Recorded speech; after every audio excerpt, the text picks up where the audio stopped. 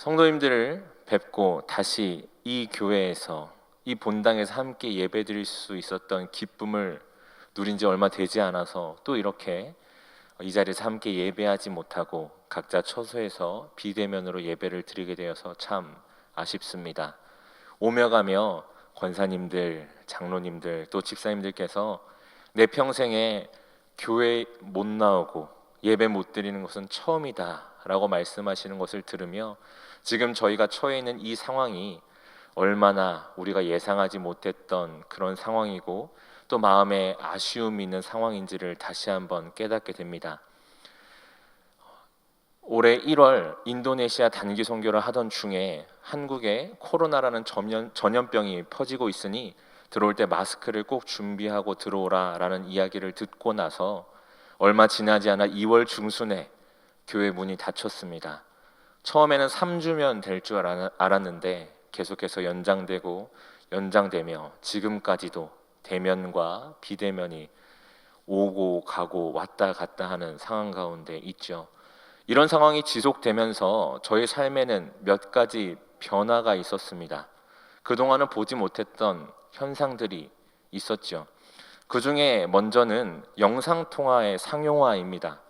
처음에 카카오톡이 등장했을 때 어르신들은 아유 그건 불편해, 문자가 좀 더 편해 라고 말씀하셨지만 지금 모든 분들이 카카오톡을 사용하시는 것처럼 저희도 코로나를 맞이하고 줌과 유튜브라는 것을 통해서 영상 예배로 그리고 성경 강좌로 대신방으로 이렇게 함께 진행을 하였습니다.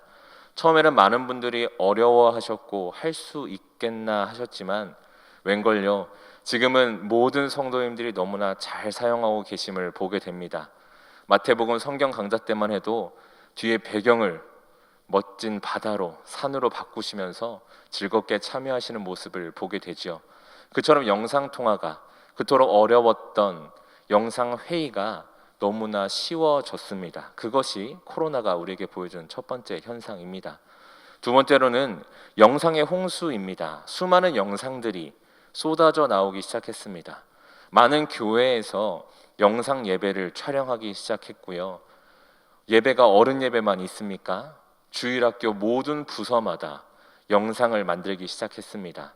영상의 홍수의 시대에 우리가 살아가게 됐죠. 뿐만이 아닙니다. 연예인들이요, 그리고 1인 방송들이요, 심지어 학교 수업까지도 영상으로 진행이 되다 보니 정말 수많은 영상의 홍수 속에서 우리는 살아가고 있습니다. 그러다 보니 어떤 문제가 생기냐면요, 처음에는 예배를 드리러 들어갔던 유튜브에서 다른 재밌는 영상을 보게 되고 타고 가다가 결국에는 처음 내가 왜 들어왔지? 들어온 목적과 이유를 까먹고 그냥 멈춰버리는 경우들이 생겨나기 시작했습니다. 그러면서 생긴 또 하나의 현상은 예배가 조금씩 무너졌다라는 것입니다. 처음에 영상 예배가 시작했을 때는 많은 분들이 온몸을 깨끗하게 단장하고 좋은 옷을 입고 모니터 앞에 10분 전에 모여서 온 가족이 함께 기도하고 그렇게 영상 예배를 드리기 시작했습니다. 목사님의 축도가 끝난 후에도 남아서 기도하며 예배 드는 말씀을 깊이 묵상하고 가족들끼리 나누기도 했죠. 그런데요, 이 영상 예배가 한 주 한 주 계속될수록 그 예배 모습이 조금씩 바뀌기 시작했습니다. 급하게 다른 일을 하다가 예배 시작해! 라는 이야기와 함께 모니터 앞에 앉기 시작했고요. 때로는 그 시간이 지나도 다른 일을 하다가 까먹고 있다가 시작한 뒤에야 오는 일도 생기기 시작했습니다. 점점 옷과 자세는 편해지기 시작했고요. 때로는 내가 그 예배 시간에 급한 일이 있다면 다른 시간에 예배를 라이브로 진행해주는 교회에 가서 예배 드리면 되지, 아니면 나중에 녹화된 영상 보면 되지 라고 말하며 예배 시간을 뛰어넘기도 했습니다. 목회자인 저 역시도 수요 예배와 금요 예배가 녹화로 진행됐던 그 시간에는 이 예배 시간을 지키는 게 참 쉽지 않았음을 기억합니다. 집에 가서 저녁 먹고 옷 갈아입고 시간을 보내다 보면 어느덧 7시 반 수요 예배 시간입니다. 어느덧 8시 반 금요 예배 시간이 다가오죠. 처음에는 알람도 맞춰놓고 그 시간에 맞춰서 예배를 준비했다면 시간이 점점 지나면서 그 시간 맞추기에 급급했던 저의 모습을 생각해 봅니다. 그러면서 내가 계속 이렇게 예배를 드려도 되는 건가? 이러다가 나의 예배가 무너져 버리고 형식적이 되지는 않을까라는 걱정과 생각을 했던 그런 기억이 납니다. 또 이런 현상이 계속되면서 또 하나 재미있는 현상이 나타나기 시작했는데요. 그것은 무엇이냐면 교회와 예배를 그리워하기 시작했다라는 것입니다.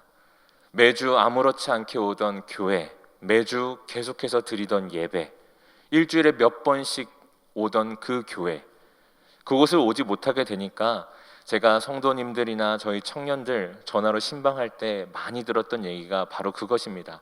저희 교회는 잘 있나요? 교회 너무 가고 싶어요. 교회가 그립다라는 이야기입니다. 내가 예배드리던 그곳, 내가 기도하던 그곳에 너무나 가고 싶다라는 이야기를 많이 들었습니다. 이를 통해서 코로나를 통해 예배가 그전에는 그렇게 귀중한 줄 몰랐는데, 교회 가는 것이 그렇게 소중한 일인 줄 몰랐는데 깨달았다라는 그런 이야기들을 많이 들었습니다. 제가 섬기고 있는 청년부는 7월이 돼서야 청년부 예배를 다시 드리기 시작했는데요. 그때 그 처음 예배 드렸을 때 너무나 기쁘고 감격스러웠던 기억이 있습니다. 청년들의 입에서 터져 나오는 찬양 소리, 얼굴을 보며 함께 말씀을 나누고 기도하며 교제하는 그 시간이 참 너무나 행복했습니다. 이렇게 예배 드리는 것이 너무나 소중한 일이구나를 깨달았고, 계속 이렇게 예배할 수 있었으면 좋겠다, 계속 이렇게 행복할 수 있었으면 좋겠다라는 생각이 들었습니다. 그런 우리의 예배가 코로나의 유행으로 다시금 멈춰 섰습니다. 지난 한 주간 이 텅 빈 본당에서 수요 예배, 금요 예배, 주일 예배를 드리면서 참 성도님들이 많이 보고 싶었습니다. 참 마음에 아쉬움이 많이 남았죠. 청년부 예배도 비전홀에서 저 혼자 기타 치고 찬양하고 말씀 전하고 기도하면서 마음 한켠에 씁쓸함과 아쉬움이 있었습니다.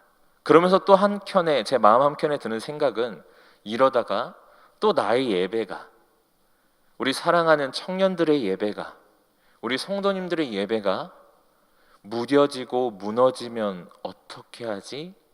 라는 걱정이 들어오기 시작했습니다. 무너지는 것은 정말 순식간입니다. 건물을 한번 보세요. 건물을 지을 때는 오랜 시간이 걸리지만 철거할 때는 아주 순식간입니다. 예배도 마찬가지이죠. 예배를 잘 드리고 나의 마음을 다하고 습관을 들여서 하나님 앞에 마음을 모으는 그 훈련을 하는 것은 오래 걸리지만 예배가 무너지는 것은 아주 순식간입니다. 저희가 새벽에 나누고 있는 역대하 말씀을 통해서도 알 수가 있죠. 그 유다를 하나님 앞으로 다시 돌리기 위해서 왕들이 자신의 평생을 다해 열심히 개혁하지만 그들이 다시 우상으로 돌아가는 것은 아주 순식간입니다. 이처럼 무너지는 것은 순식간이죠. 따라서 힘들게 세우고 회복하는 것만큼이나 우리는 무너지지 않도록 지키는 것도 매우 중요합니다. 왜냐하면 무너진 것을 다시 세우는 것보다 무너지지 않는 것이 더 우리에게 유익이 되기 때문이죠. 물론 어디서 예배드리느냐, 장소가 중요한 것은 아닙니다. 대면 예배가 좋은 예배고 비대면 예배가 나쁜 예배는 아니죠. 지금 이런 상황에서 우리는 어쩔 수 없이 비대면 예배를 드려야만 합니다. 예수님께서도 요한복음 4장에서 이 산에서도 말고 예루살렘에서도 말고 너희가 아버지께 예배할 때가 올 것이다 라고 말씀하시면서 아버지께서 영과 진리로 예배하는 자들을 찾으신다고 말씀하셨던 것처럼 장소가 우리에게 중요하지 않습니다. 하나님 앞에 우리의 마음이 중요하죠. 하지만 우리 사랑하는 성도님들도 잘 아시다시피 우리가 얼마나 연약한 존재입니까? 집에서 나 혼자서 영상으로 예배를 드릴 때 우리가 얼마나 쉽게 무너졌습니까? 우리의 예배가 교회 와서 예배 드릴 때 그 마음을 다하고 힘써 와서 기도하며 예배를 준비하고 드렸던 그 예배와는 다르게 무너졌던 것을, 많은 부분에서 놓쳤던 것을 성도님들은 잘 알고 계실 것입니다. 전문가들의 예측으로는 이 대면과 비대면의 상황이 계속 진행될 것이고, 이 비대면의 상황도 올해 말을 넘어서 내년 1, 2월 그 이상까지도 갈 것이라고 이야기를 합니다. 이런 때에 우리는 우리의 예배를 하나님의 말씀에 비추어 점검하고 돌아보아야 할 것입니다.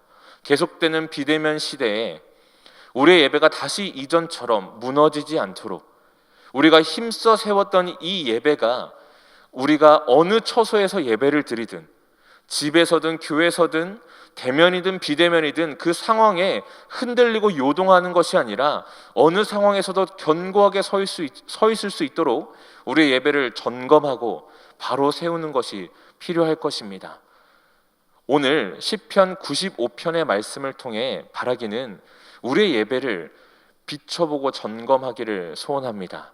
이 말씀을 통해 우리의 예배를 비춰보았을 때 하나님께서 우리의 예배 가운데 무너졌던 부분들은 깨닫게 하시고 다시 세울 힘을 주시고, 이미 든든하게 서 있던 부분들은 더욱더 견고하게 서게 하셔서 하나님 앞에 우리의 예배가 온전한 예배가 되도록 도우시기를 주님의 이름으로 간절히 소원합니다.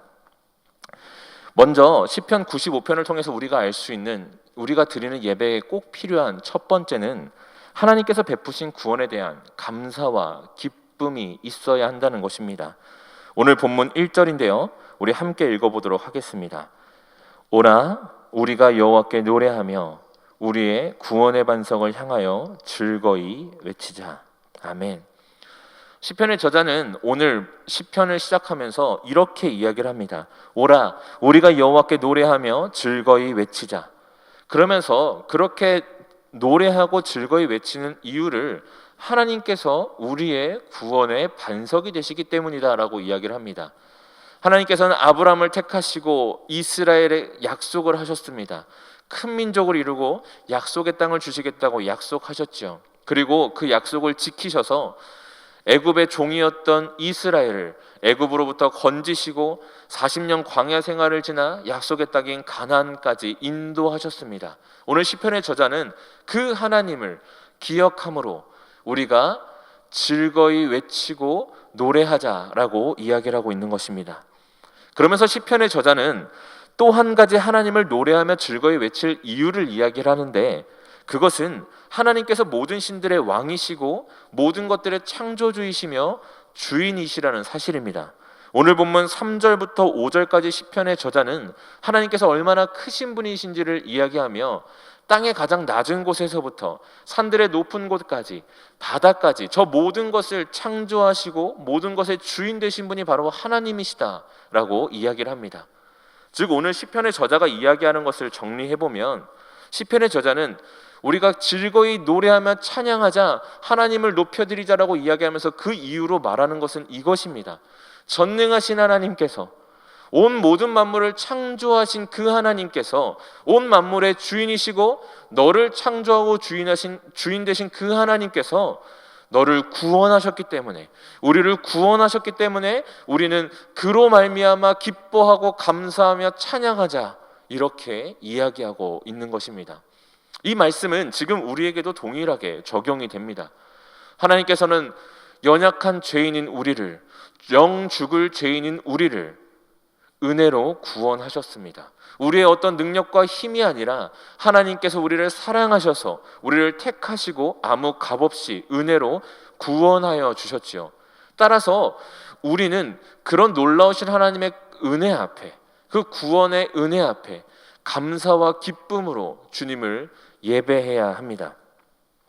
처음 십자가에 예수님께서 나를 위해 달려 돌아가셨다고 그 이야기를 들었을 때, 그 사실이 믿어졌을 때 그 감격을 성도님들 혹시 기억하십니까? 주님께서 나를 위하여 죽으셨을 때, 나를 구원하기 위하여 오셨다고 그 이야기를 듣고 내가 믿었을 때 그 감사와 기쁨, 그 감격, 그것이 우리 예배의 이유요 원동력이 되어야 합니다.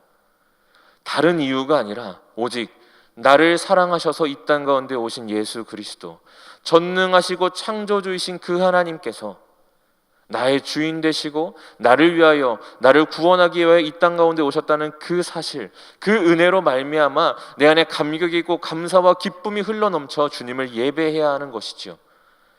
이것이 우리 예배 가운데 꼭 있어야 될 첫 번째입니다.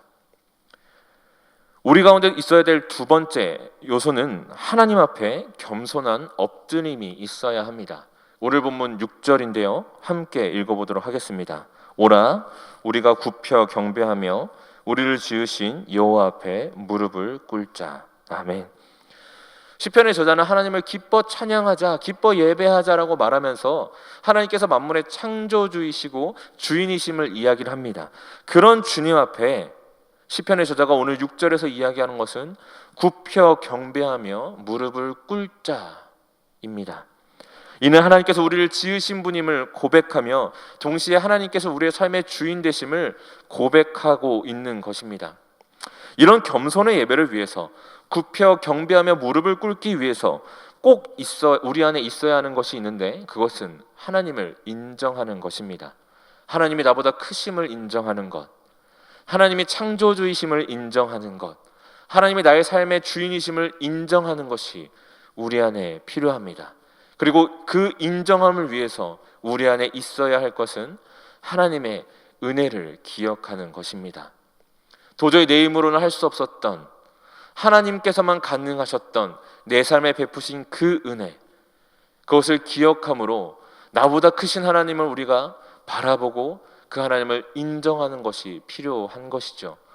이것은 우리 삶에 찾아온 하나의 큰 사건일 수도 있고, 우리가 하나님을 더욱 깊이 알아가고 우리의 신앙이 깊어질수록 우리가 삶의 모든 순간 곳곳에서 때마다 시마다 느끼는 하나님의 그 은혜들일 수도 있습니다.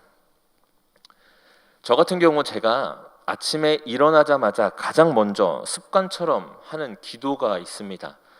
때로는 눈을 뜨자마자 하기도 하고요, 침대에 앉아서 하기도 하고 씻으면서 하기도 하고, 늦게는 새벽 예배 나와서 앉아서 처음 입으로 내뱉는 기도이기도 합니다. 어쨌든 하루의 시작에 아침에 꼭 하는 기도가 하나 있습니다. 그것은 무엇이냐면, 하나님 오늘도 저에게 새 날과 새 호흡 주셔서 감사합니다 라는 기도입니다. 제가 청년 생활을 했던 교회에서, 그리고 감사하게도 그 교회에서 제가 사역을 한 5년 정도 했었는데요, 그 한 15년 정도 그 교회를 다니는 기간 동안에 제가 사랑하는 청년부에서 같이 생활했던 동생, 혹은 제가 제자반을 같이 했던 형, 그리고 제가 가르쳤던 제자들이 이렇게 안타깝게도 하나님 곁으로 가는 일들이 꽤 있었습니다. 참 사람의 생명이 참 허무하다라는 것을 많이 느꼈습니다.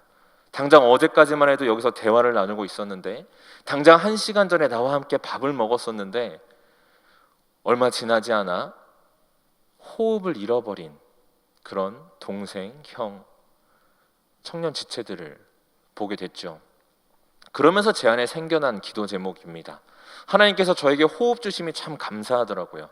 평소에는 아무것도 아닌 것이었는데 그것을 보고 나니까 내가 숨을 쉴 수 있는 것이 하나님의 은혜임을 깨닫게 되었습니다. 그래서 하나님 앞에, 하나님 저에게 새 날과 새 호흡 주셔서 감사합니다 라고 기도하게 되었고, 그 이후로 저는 제가 호흡할 때마다, 매일 아침 제가 눈을 뜰 때마다 하나님의 은혜를 기억함을 넘어서 나의 주인 되시고 나의 창조주 되신 그 하나님을 바라보게 되고 하나님의 크심을 인정하게 됐습니다. 매일 아침 주님을 바라보게 되는 것이죠. 그렇게 우리의 예배는 우리의 삶을 되돌아보고 기억하는 것으로부터 시작해야 합니다. 하나님께서 나의 삶에 어떤 은혜를 베푸셨는지를 되돌아보고 기억하는 것, 그리고 그 은혜가 도저히 내 힘으로는 안 되는 것이었고, 크신 하나님, 전능하신 하나님, 온 만물의 창조주의 주인이신 하나님, 그 하나님이셨기에 가능했다라는 것을 우리가 인정하는 것, 그래서 그 하나님이 나의 찬양과 예배받게 합당하신 분임을 우리가 입술을 열어 고백하는 것, 그것이 필요합니다. 내가 주인이었던 모든 시간을 하나님 앞에 내려놓고 그 자리에 하나님을 주인으로 모시기를 기도해야 하고, 내 스스로나 혹은 다른 것이 주인 자리에 앉아 있었다면 그 모든 것을 내려놓고 하나님이 주인 되시도록 예배 전에 기도하며 주님 앞에 간구해야 하는 것입니다. 또한 우리는 그 크신 하나님 앞에 겸손함으로 이 예배 가운데 은혜 주시기를 구해야 합니다. 왜냐하면 우리가 지금까지 하나님의 은혜로 살아왔던 것처럼 지금 이 순간에도 우리는 하나님의 은혜 없이는 살아갈 수 없는 존재이기 때문입니다. 하나님이 이 예배를 통하여 한 주간에 살아갈 힘을 주시옵소서. 하나님이 이 예배를 통하여 내가 오늘 또 살아갈 은혜를 주시옵소서라고 우리는 하나님 앞에 겸손함으로 구해야 하는 것입니다. 왜냐하면 그 하나님의 은혜가 없으면 우리는 살아갈 수 없기 때문입니다. 우리가 하나님 앞에 드리는 예배에 꼭 필요한 두 번째, 그것은 바로 하나님 앞에 은혜를 구하며 하나님의 크심을 인정하며 겸손하게 엎드리는 것, 이것입니다. 마지막으로 우리가 예배를 드릴 때 꼭 필요한 세 번째는 선포되는 하나님의 말씀을 듣고 따르는 순종과 결단이 있어야 합니다. 오늘 본문 7절인데요. 함께 읽어보도록 하겠습니다. 그는 우리의 하나님이시요 우리는 그가 기르시는 백성이며 그의 손이 돌보시는 양이기 때문이라 너희가 오늘 그의 음성을 듣거든. 아멘. 시편의 저자는 우리가 하나님의 백성이요 양이라고 이야기를 하면서 하나님의 말씀을 듣는 것에 대해서 이야기를 합니다. 그러면서 이 7절 뒤에 8절부터 11절까지 하나님의 말씀을 듣지 않았던 이스라엘의 이야기를 하며 그들이 하나님의 결국 안식에 들어가지 못했음을 이야기하고 있죠. 이 8절부터 11절에 나오는 이야기는 바로 마사 또는 브리바라고 불리는 곳에서 있었던 일입니다. 혹시 이 일에 대해서 성도님들 기억하십니까? 이스라엘이 출애굽을 했습니다. 마라의 쓴물 사건이 있고 나서 하나님은 엘림으로 이스라엘을 인도하셔서 풍성한 물을 맛보게 하셨죠. 그러고 나서 하나님께서는 또한 만나와 메추라기를 주셨습니다. 하지만 이스라엘은 거기서 만족하지 못했습니다. 또 모세에게 나와 물을 달라며 다투며 이야기를 했죠. 그런 이스라엘에게 모세는 이렇게 이야기를 합니다. 그들이 여호와를 시험하여 이르기를 여호와께서 우리 중에 계신가 안 계신가 하였음이더라. 그러면서 모세가 그 일이 일어났던 지역의 이름을 짓는데 그 이름이 마사 또는 무리바입니다. 즉 시편의 저자가 얘기하는 마사 또는 무리바는 하나님을 시험하였던 이스라엘을, 하나님의 말씀을 듣고 순종하지 않고 하나님을 신뢰하지 않고 하나님을 시험하였던 이스라엘을 이야기하는 아주 대표적인 장소로 이야기를 하고 있는 것입니다. 그러면서 시편의 저자는 끊임없이 하나님을 시험한 이스라엘처럼 완악한 마음을 갖지 말고 양이 목자의 음성을 듣듯이, 양이 목자의 음성을 듣고 따르듯이 너희는 하나님의 음성을 듣고 따르며 순종하라고 이야기를 합니다. 성경에서는 양에 대한 이야기가 참 많이 나옵니다. 양은 어떤 동물입니까? 목자의 음성을 기억하고 목자가 부르면 목자를 따라가는 동물입니다. 그래서 예수님께서도 양과 목자의 비유를 많이 말씀하셨죠. 마찬가지로 우리 역시 이 양과 같이 하나님의 말씀에 귀 기울이며 하나님의 말씀을 따라야 합니다. 지금 우리는 하나님께서 말씀하시는 그 음성이 귀에 들리는 시대를 살고 있지는 않습니다. 물론 하나님께서 아주 특별한 경우, 아주 특별한 사람에게 그렇게 역사하실 수는 있지만 일반적으로 하나님의 음성이 우리의 귀에 들리는 시대는 아니죠. 대신에 하나님께서는 우리에게 말씀과 성령으로 말씀하시는 시대를 우리는 살아가고 있습니다. 따라서 우리는 묵상하는 말씀을 통해, 하나님 앞에 기도하며 주시는 그 마음을 통해, 성령님께서 우리에게 주시는 감동을 통해, 믿음의 동역자들과 하는 대화들을 통해, 수많은 방법들을 통해 하나님의 음성을 듣고 그 음성을 따라야 합니다. 동시에 하나님께서 기름 부어 단위에 세우신 설교자를 통해, 그 설교자를 통해 대언되는 하나님의 말씀을 통해 우리는 하나님의 음성을 듣고 따라야 합니다. 예배 가운데 선포되는 그 설교자의 말씀을 순종함으로 들어야 하고, 그 말씀을 통해 하나님께서 나에게 무엇을 말씀하신지 기대함으로 들어야 하며, 하나님께서 하신 그 말씀을 우리의 마음에 새기고 예배가 끝난 후에도 그 말씀으로 한 주를 살아가기로 결단하는 시간이 필요한 것이죠. 우리는 선포되는 하나님의 말씀을 완악함으로 외면하고 듣지 않는 것이 아니라 겸손함으로 청종할 수 있기를 힘써야 합니다. 하나님께서 오늘 나에게 어떤 말씀을 주시나 보자, 하나님께서 나에게 하신 말씀을 이루시나 안 이루시나 보자, 그런 완악한 마음이 아니라 하나님께서 왜 나에게 꼭 필요한 말씀을 주시지 않는 거야 라는 그런 마음이 아니라 오늘 이 시간 단위에 선 목사님을 통해서, 설교자를 통해서 선포되는 그 말씀이 하나님께서 지금 나에게 하시는 말씀임을 신뢰함으로 듣고 그 말씀을 믿고 따르는 순종과 결단이 필요한 것이죠. 이것이 우리 예배 가운데 필요한 세 번째입니다. 오늘 말씀을 통해 우리는 우리 예배 가운데 꼭 필요한 세 가지에 대해서 함께 살펴보았습니다. 첫 번째로는 하나님께서 베푸신 구원에 대한 감사와 기쁨이 있어야 됩니다. 하나님께서 나를 구원하셨다는 그 사실, 그로 인한 감사와 기쁨이 우리 예배의 이유요, 예배의 원동력이 되어야 함을 살펴보았습니다. 두 번째로는 하나님 앞에 겸손한 엎드림이 있어야 합니다. 하나님께서 내 삶의 주인이심을 고백하는 그 겸손함, 전능하신 그 하나님께서 나의 삶을 지금까지 인도하셨고 오늘 이 시간에도 은혜를 베푸셔서 인도하실 것이라는 것을 신뢰하는, 그러기에 하나님의 은혜를 구하는 그 겸손한 엎드림, 그것이 우리 예배 가운데 있어야 합니다. 마지막으로 선포되는 하나님의 말씀을 듣고 따르는 순종과 결단이 있어야 합니다. 하나님의 말씀을 듣고도 시험했던 이스라엘과 같이 되는 것이 아니라 주여 오늘 내게 말씀하시옵소서, 주의 종이 듣겠나이다라고 하나님 앞에 기도하며 오늘 주신 말씀을 기대하고 선포되는 그 하나님의 말씀을 하나도 땅에 떨어뜨리지 않고 우리의 심령 가운데 다 받아 그 말씀을 마음에 품고 우리는 살아가야 합니다. 예배 가운데 선포되는 나에게 주시는 그 말씀을 기대함으로 나와야 하는 것이죠. 오늘 말씀에 비추어 보았을 때 우리 사랑하는 성도님들의 예배는 어떻습니까? 성도님들의 예배는 안녕하십니까? 성도님들의 예배 가운데 구원의 감사와 기쁨이 넘치십니까? 성도님들의 예배 가운데 오늘 주님께서 주실 은혜를 기대하며 겸손한 엎드림으로 주님 앞에 나아감이 있으십니까? 성도님들의 예배 앞에 오늘 나에게 주실 하나님의 말씀을 기대하며 하나님의 말씀을 듣고 따르기로 순종하고 결단하는 그 마음이 있으십니까? 바라기는 사랑하는 우리 영동중학교의 성도님들의 모든 예배가 대면일 때나 비대면일 때나 집에서나 교회에서나 어느 곳에서 드리든 하나님께서 기뻐 받으시는 영과 진리로 드리는 온전한 예배가 되기를 주님의 이름으로 간절히 소원합니다. 그러기 위해서는 하나님께서 베푸신 모든 은혜를 기억하며 그에 대한 기쁨과 감사가 우리의 예배의 이유가 되어야 합니다. 다른 것이 아닙니다.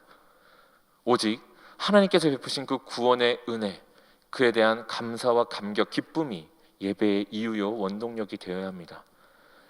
또한 그러기 위해선 우리가 주님 앞에 겸손하게 엎드리는 것이 필요합니다. 높아졌던 나의 마음을 낮추고 창조주여 나의 삶의 주인 되신 그 하나님을 인정하고 바라보는 것, 전능하신 주님께서 나에게 베푸신 은혜들을 기억함으로 오늘 이 시간 주여 주님이 은혜 주시지 않으면 안 됩니다라는 마음으로 주님의 은혜를 사모하며 나아가는 그 겸손한 엎드림이 있어야 합니다. 그리고 오늘 하나님께서 나에게 주실 말씀이 무엇인지를 기대하며 선포되는 그 하나님의 말씀을 믿고 따르는 순종과 결단이 있어야 됩니다. 그렇게 예배할 때 우리 예배는 비대면이라서 무너지는 예배가 되는 것이 아니라 비대면임에도 불구하고 더욱더 든든하여 견고하게 세워지는 예배가 될 것이요 하나님께서 기뻐 받으시는 예배가 될 것입니다. 비대면 예배가 언제까지 지속될지 모르는 요즘, 이럴 때일수록 더욱 우리의 예배를 말씀으로 비추어 점검하시고 하나님 앞에서 영과 진리로 예배드리기를 힘쓰시기를 바랍니다. 그렇게 우리의 예배가 무너지지 않도록 점검하고 바로 세우기 위해 힘쓸 때 하나님께서는 우리가 각자 처소에 드리는 모든 예배를 기뻐 받아 주시고 이 세상 그 누구도 무엇도 줄 수 없는 하나님께서만 주실 수 있는 평안과 안식으로 우리의 삶을 인도하시며 크고 놀라우신 은혜를 부어 주실 것입니다. 이 시간 다 같이 주님 앞에 기도하겠습니다.